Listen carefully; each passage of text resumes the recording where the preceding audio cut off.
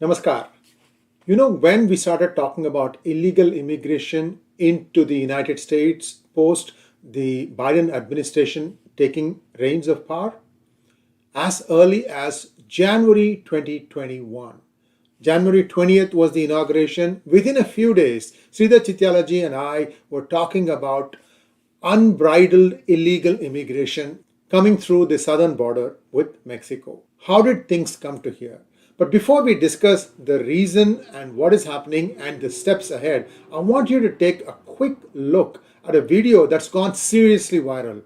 Elon Musk, the owner of Twitter, was at the border at a place called 𝗤𝗄𝘅, and he has recorded this conversation. I'll give you the full link. It's about 15 minutes long because there's a lot of stuff that gets discussed there. I'm just going to show you a small snippet so that you understand where that conversation is going, how this is happening, how to stop this. I mean, there are lots of unanswered questions. Just to put it in context, the people who are legally trying to immigrate to the United States, if you are an Indian and you are trying to become a green card holder, it is going to take you between 15 to 18 years. Sometimes the number that is thrown at you is 100 years. You don't even live that long to get a green card, just to get a green card. Forget about getting citizenship. That's a further few years later. So a lot of questions being asked as to why the United States is doing this. I'll come to all that after you see this video. But even before all that, please like this video. We've done a lot of research and my blood boils when I see that for 2.5 years, Sree Iyer 𝗤𝗖𝙁𝗍𝘅 and I, through Daily Global Insights, we're giving you day by day, blow by blow, how many people are coming in, why nothing is happening. In fact, after we talked about it at DGI, a few US senators flew down to the border and they also started capturing the videos. That also started making the news. But whether it is the Republicans or the Democrats, nobody wants to do anything about this. So sit back and watch this video first, and then we'll discuss how things came to here and what is the way forward. Here you go. Yeah, so here we are at 𝗤𝗄𝘅, and we're going to be meeting with the major officials and law enforcement responsible for the border, and you'll hear directly from them and see exactly what's going on for yourself. So with that, let's begin. Yes, I'm 𝗤𝚢 Gonzalez. I'm the local congressman here in the district. My district is 823 miles of the southern border, places like 𝗤𝗄𝘅, El Paso, 𝗣𝗚𝘂𝗿, Del Rio. We've been at the epicenter of this border crisis. What I'd really like to share is a lot of my sheriffs and local elected officials are being forgotten. Their stories aren't getting out. Some stories are, but a lot of stories aren't. The first person I'd like to hear from is Randy Brown, who is the sheriff of Medina County. It's about an hour away from, about 100 miles away from here. And Randy's behind us now. You want to come over here, Randy? And the question I have is what's happening in your county? This is 100 miles away. And just imagine, like you're just talking to America here, and people just want to understand exactly what's going on, but assume that people do not know what's going on. Well, you got to go back some time, and whenever the open border policies from the White House kind of got thrown out there, we've been overrun. How long ago was that? Cool. What year was that? 2 years ago. 2 years We're on ago. our third year. We've been battling it for 2 years, and okay. So you're saying there's been an open border policy essentially since for the past few years? It was an invitation. An invitation. That's how I read it. That's how it was told from the White House. So okay. They don't have a clue what's going on here, I don't think, because if they did, maybe they would care. Maybe they would. I don't know. How does the train impact you? Because the trains have been a big story lately. There's a train just over here. This is kind of where it starts, Elon. Okay. Where you see, all these thousands of people on a train. This is where they're coming through, but it doesn't end here. It just starts here. Yeah. Medina County is where they're going to make it to the big cities like San Antonio. Two major rail lines come through my county, and on those the illegals ride. They actually control the trains because they know how to crank down the brake on the car so that when it passes a heat sensor, the conductor has to stop the train, the illegals get off, the people come to get them, and all the stolen vehicles they're stealing from all over the country. Nearly every one of them is in a stolen vehicle.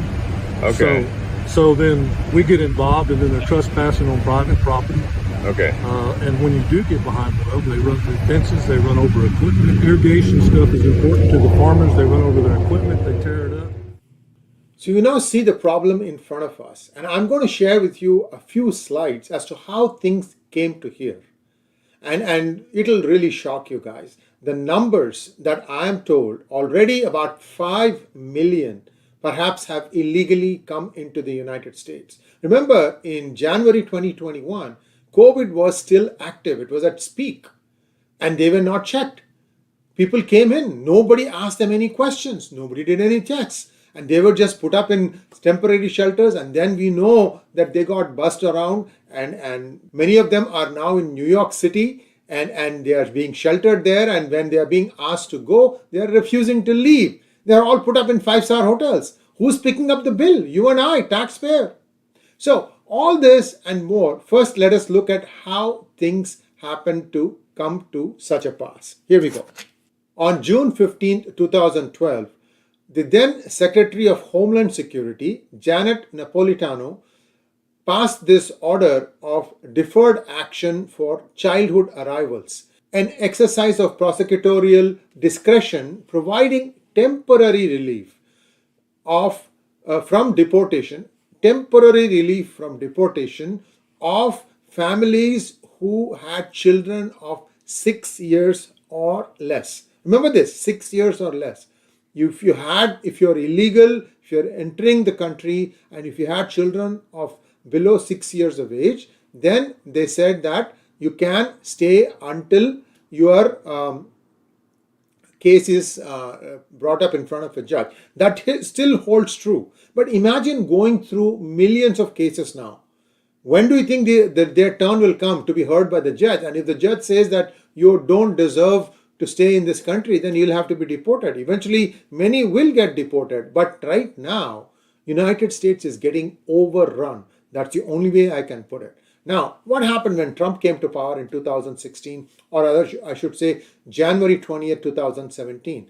By September 2017, the Trump administration made the official announcement that it is rescinding DACA and it is terminating the entire act. So when they terminated it, a lot of things happened.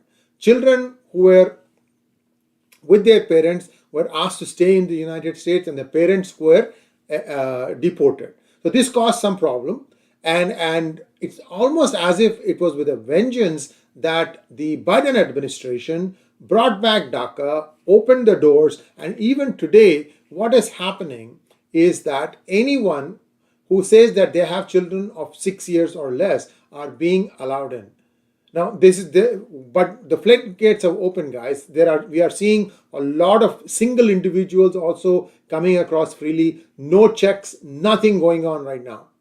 As of April 17th, 2023, okay, at least 2.02 million illegal immigrants have been encountered by the CBP. Now, there are many people who have evaded, and that comes to close to 1.373 million. This is just straw hat numbers, okay? I'm saying that at least 5 million have come in now illegally in the past 2 years and 6 months. And there seems to be no stoppage inside. If you remember, there was a new thing that we saw that about 400,000 Venezuelans may be given asylum in the United States. When is it going to stop? When is all this going to stop? When is this madness going to stop? Can the US afford to keep so many people coming in? Well, who is going to be paying for all that? Right now, the Biden administration is merely printing money and hoping that this problem will go away. But will it go away? Well, I don't think so. And this needs to be addressed here and today. What I feel bad was it's 32 months since Sree Iyer App and I were talking in Daily Global Insights. What all that happened was we actually discontinued DGI because we did not see any action by the Biden administration, even to some of the constructive suggestions that we were giving. So anyway, we may restart it soon. But what I wanted to tell you was US is going to hell in a handbasket. Yesterday I told you about Barbara Lee. Well, here's an interesting thing. Dianne Feinstein, the senior senator from California, died today. It is entirely possible that Barbara Lee might be appointed by the governor Gavin Newsom to occupy that Senate seat till the elections happen in November 2024. And it is my conjecture that Barbara Lee is going to stand for that. There seems to be some sort of an agreement in place among the Democratic Party people that only a black shall represent California. Well, lady possibly. So Barbara Lee is probably going to be the one, or at least I think she's one of the front runners to that. And already she has shown her true colors. Well, God save Hindu Americans. That's all I can say. Thanks for watching. Please like, share, and subscribe to our channel. Don't forget to click on the bell button for notifications. Namaskar.